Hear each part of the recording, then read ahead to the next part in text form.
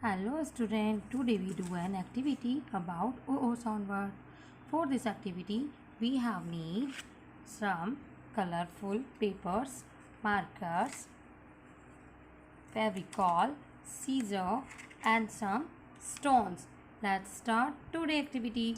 We cut the paper in a circle shape like this. Now we cut shape of fin and the tail. Now we paste the tail and fin in circle shape. Now our beautiful fish is ready. For the activity, cut some oval shape and write down OO sound words on it. Paste all the words on fish like this.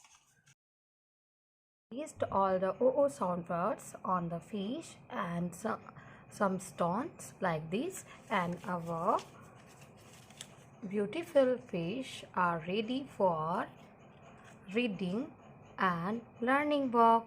So students, read this word and learn it also. Do it activity at home. Thank you and have a nice day.